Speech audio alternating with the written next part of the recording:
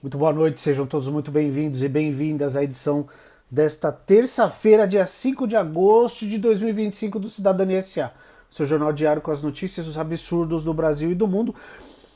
É patético o que os deputados e os senadores estão fazendo em Brasília hoje. Então, eu vou falar disso, vou falar de Lula, dizendo que vai ligar para o Trump. Será que vai? Vamos falar da COP30 e do absurdo que está acontecendo em Belém. E vou falar do Paulo Figueiredo. Você sabe quem é Paulo Figueiredo?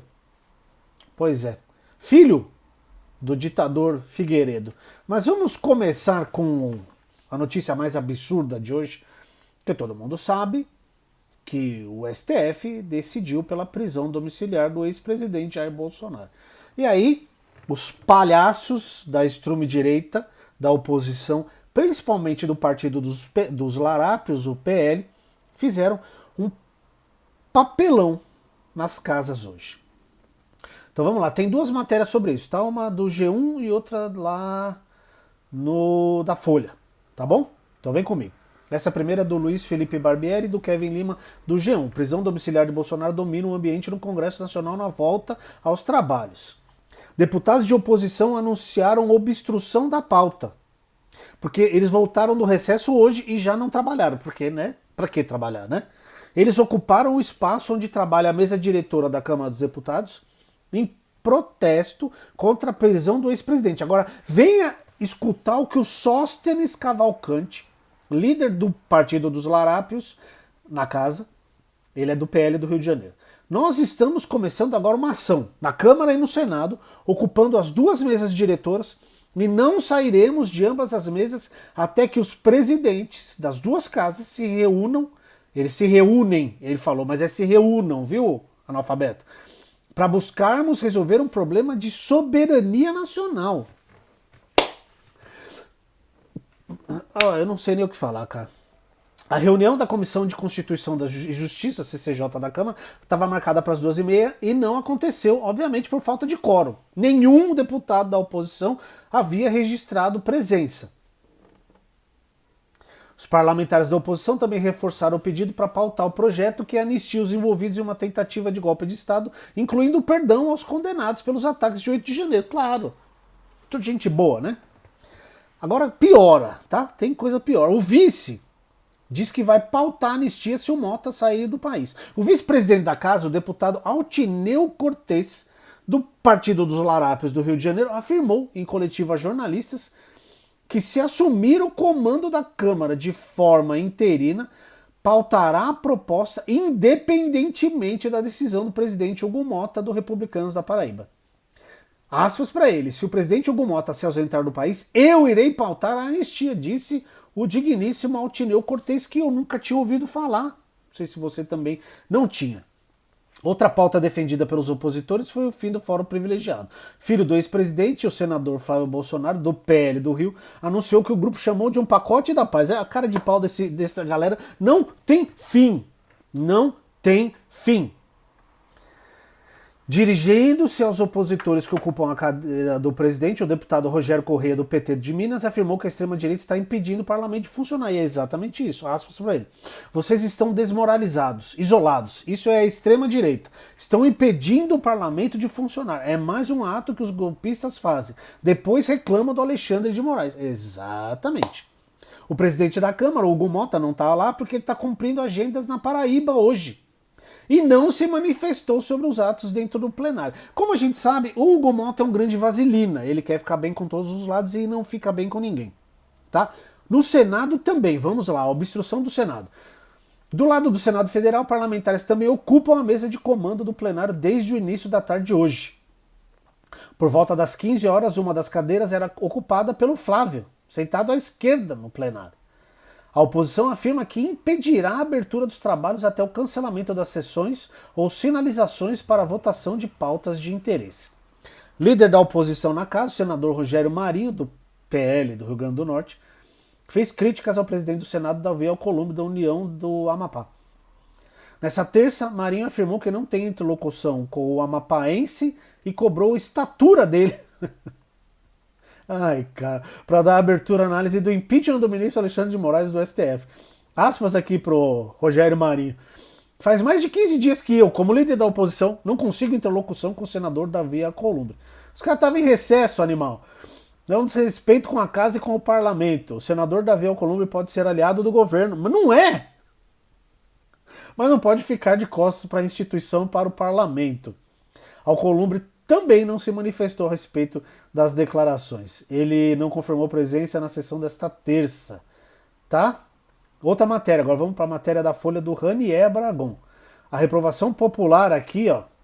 Congresso tem alta de reprovação e é associado por 78% dos entrevistados à defesa dos próprios interesses. Pesquisa do Datafolha. Né?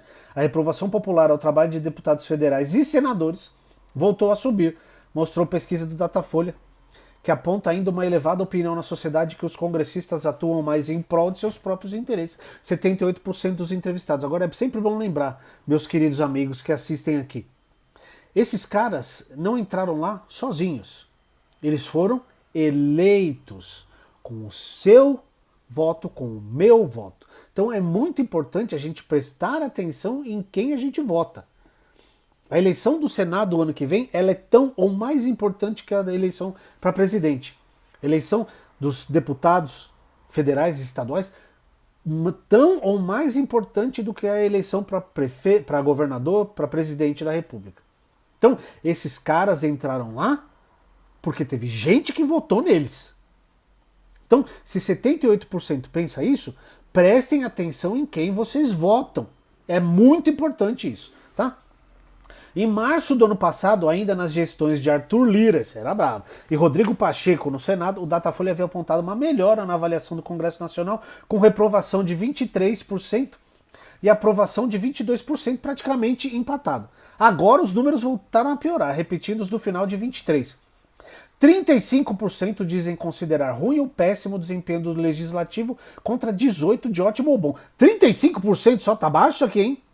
Foram realizadas 2.004 entrevistas em todo o Brasil, distribuídas em 130 municípios, nos dias de 29 e 30 de julho. Desde o final de julho, o Congresso é um dos alvos preferenciais da campanha comandada por pessoas com cérebro nas redes sociais com o mote ricos contra pobres. Lembrando sempre que o Hugo Mota é o presidente da Câmara e o Alcolumbre do Senado, tá? O Datafolha também perguntou aos entrevistados se, em sua opinião, o deputado ou senador pensa mais nos seus próprios interesses ou nos interesses da população tomar uma decisão. Para 78%, como eu já tinha dito, eles agem mais em benefício próprio do que no da coletividade. Apenas 18% pensam o contrário. Na pesquisa, 73% dos entrevistados disseram considerar que os congressistas tratam melhor os ricos que os pobres. Só 5% disseram ver o contrário. Tá? Tem mais dados aqui da pesquisa?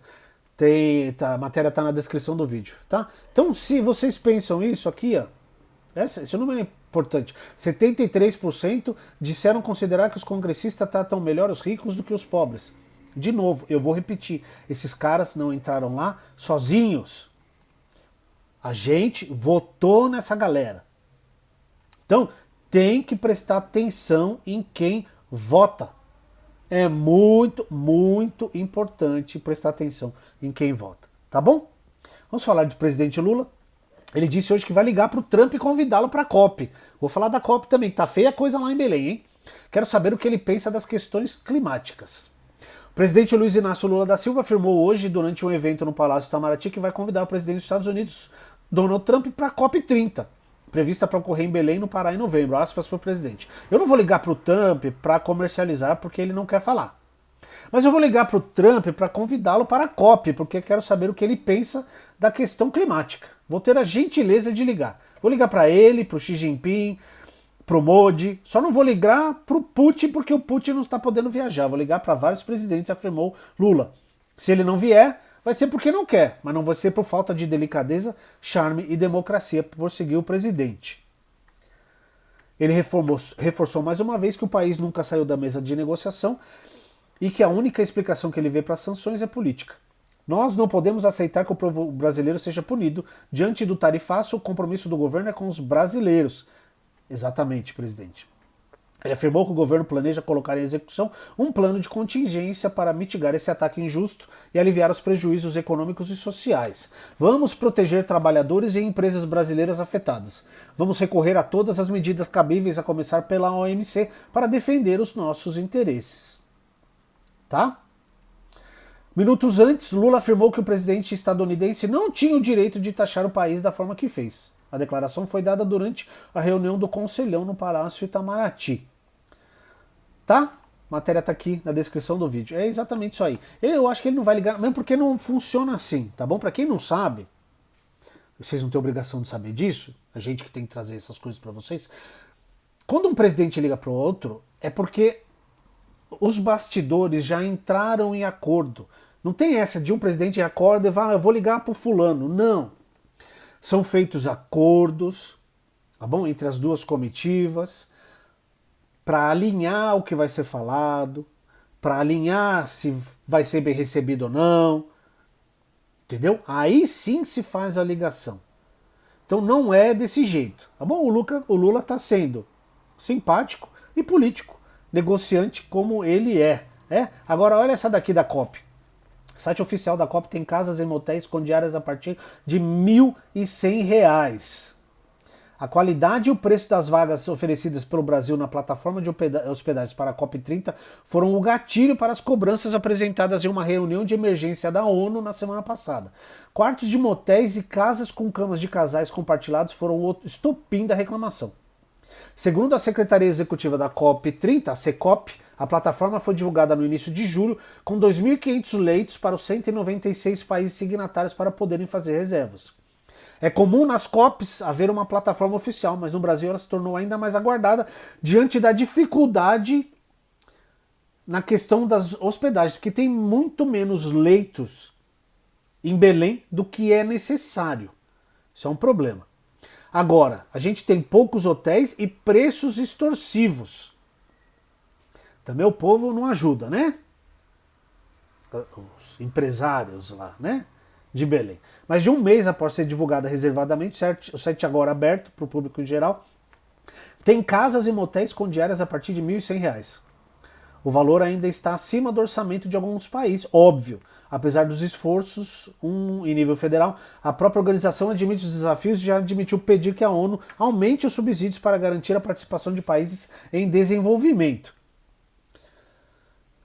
Então aqui, a COP está correndo risco, tá? Não de não acontecer, mas talvez ela saia de Belém. Porque não tem leito suficiente nos hotéis. E aí quando encontram, os caras estão enfiando a faca. Estão se falando de colocar alguns transatlânticos na costa ali para aumentar o número de leitos, as pessoas se hospedarem nos navios. Mas eu não sei não. Tô achando isso aqui meio estranho, não sei o que vai acontecer da questão da COP. Esperamos que aconteça porque é muito importante, certo? E seria muito importante a presença do presidente dos Estados Unidos, sendo que é o país que mais polui no planeta, né? Mas é muito por isso que ele não vai vir, né? Também por isso. Agora eu vou ler aqui essa coluna da Juliana Dalpiva, que é uma das pessoas que tem mais acesso às informações privilegiadas, a Daniela Lima, que foi demitida pela Globo News, né? Também é uma que tem muito, mas a Juliana sempre tem umas matérias bem interessantes aqui. A coluna dela está aqui na descrição do vídeo, tá? Decisão de Moraes por prisão domiciliar de Bolsonaro preocupa ministros do STF. Perdão. Essa medida, a decisão dele surpreendeu os demais ministros da corte que souberam da medida em sua maioria pela imprensa. A falta de comunicação interna após a decisão causou constrangimentos e preocupação entre os ministros que costumam concordar com Alexandre. O relator do caso não é obrigado a informar. Mas em caso de medidas graves, os ministros costumam avisar das decisões. Falar, eu vou fazer isso, o que vocês acham? Tá? Que eu acho que que deveria ser feito mesmo. Também não é obrigatório por lei, então a decisão não foi submetida à turma. Os ministros não são necessariamente contrários à medida e não vão ceder a nenhuma chantagem dos Estados Unidos. Mas não gostaram de ser surpreendidos com a prisão domiciliar do ex-presidente, já que a medida gera efeitos para a corte. A expectativa do que a defesa do Bolsonaro vai fazer e é provável que faça um pedido de habeas corpus em breve. A coluna apurou que o clima dos próximos dias dará o tom dos próximos passos da avaliação desse habeas corpus quando ele for apresentado. Tá? Matéria completa, a coluna completa da Juliana está aqui na descrição do vídeo. Agora vamos falar do golpista Paulo Figueiredo. Justiça dos Estados Unidos, presta atenção, dos Estados Unidos, não é do Brasil, tá? Justiça dos Estados Unidos liga Paulo Figueiredo a esquema de fraude de bilionário. Matéria da Alice Maciel, Laura Scofield, Maria Marta Bruno, Isabela Dias, Mother Jones, da Agência Pública. A Grande Pública sempre traz ótimas matérias. Não vou ler inteira, tá? Porque não é justo. Então a matéria está aqui na descrição do vídeo para vocês lerem. Em 16 de julho, o influenciador Paulo Figueiredo apareceu em frente à Casa Branca ao lado do Eduardo Bananinha, anunciando que as medidas eram o início de uma jornada que pode ser tenebrosa para o Brasil. Foi o dia depois do anúncio da tarifa de 50%. Tá? Ambos haviam saído de uma rodada de reuniões em Washington com membros do governo do Trump. Dias depois, Paulo Figueiredo afirmou em um podcast: "Sou 100% convencido de que as tarifas foram um movimento correto para o Brasil. O presidente Trump agiu corretamente e eu sou muito grato a ele." Enquanto isso, na Justiça dos Estados Unidos, uma empresa do neto do ditador João Figueiredo é objeto de apuração com base no Código de Falências e na Lei de Dívidas e Créditos de Nova York. A ação é relacionada a um caso de falência que busca recuperar transferências que teriam sido parte de uma fraude bilionária liderada por um trumpista, o magnata chinês Miles Guo, ou Guo, sei lá como é que fala o nome desse infeliz. Ele foi condenado por 9 crimes, entre eles lavagem de dinheiro e organização criminosa. Autoexilado nos Estados Unidos desde 2015, Guo, também conhecido como Guo Weng, Ho Wan Kwok e Miles Kwok, nossa, o cara tem 3 nomes, deve ser uma pessoa bem honesta, foi colaborador e financiador de Steve Bannon, que é o quê? Ex-estrategista de Trump e aliado da família Bolsonaro, Busca-Pix, os irmãos Metralha. O empresário chinês também é apontado pela Justiça dos Estados Unidos como controlador da rede social Getter, que patrocinou eventos em apoio à reeleição de Jair Bolsonaro em 22. O ex-CEO da Getter, Jason Miller, também é próximo de Eduardo Bolsonaro. Jason Miller já apareceu aqui no canal, tá? Tá, muito bem. E o Paulo Figueiredo? Paulo Figueiredo recebeu 770 mil reais, segundo o Departamento de Justiça aqui. O pedido de apuração na Justiça Americana afirma que o pagamento de 140 mil dólares, cerca de 770 mil reais, a empresa de Figueiredo International Treasure Group, registrada na Flórida desde 2017, foi uma transferência fraudulenta. As informações constam em processo que tramita desde fevereiro de 2024 no Tribunal de Falências do Distrito de Connecticut, nos Estados Unidos, ao qual a agência pública e a Mother Jones tiveram acesso. O documento aponta que a transferência teria sido feita por uma das empresas de fachada do chinês, a HCHK Technologies Incorporated. Essa transferência foi, na verdade, fraudulenta porque o devedor, o Guo Weng, a efetuou como parte do seu jogo de fachada e foi feita com a intenção de dificultar, atrasar e ou fraudar os credores do devedor, diz o processo. Embora tivesse um iate no valor de 37 milhões de dólares e morasse em uma cobertura de 15 suítes, avaliada em 67 milhões e meio de dólares no Central Park em Nova York, no tribunal chinês afirmou que possuía ativos insuficientes para pagar suas dívidas e que seu estilo de vida luxuoso é financiado por sua família. Ele declarou possuir apenas 3.850 dólares em bens, mas foi acusado de ter operado empresa de fachada para ocultar seu patrimônio e declarar falência. A ação não alega irregularidade por parte do destinatário da transferência, no caso a empresa de Figueiredo. A Justiça Americana notificou o Paulo Figueiredo, mas ele não respondeu no prazo legal previsto e o processo agora corre à sua revelia. Segundo a última atualização da Justiça, até a data da publicação dessa reportagem, um mediador foi apontado para resolver o caso. Por favor, Leiam a matéria inteira aqui, ó. A Getter, que é GETTR, a agência lá, promoveu imagem de Bolsonaro. Tá? Em 2022. Tá bom? Em 2021 também. Tem um monte de coisa aqui, tá? Leiam a matéria completa na Pública. Deem crédito aos jornalistas, aos repórteres que trabalham duro para trazer essas coisas para nós. Tá bom? Essa foi a edição desta terça-feira, dia 5 de agosto de 2025 do Cidadania SA. Um abraço enorme para todo mundo e até amanhã.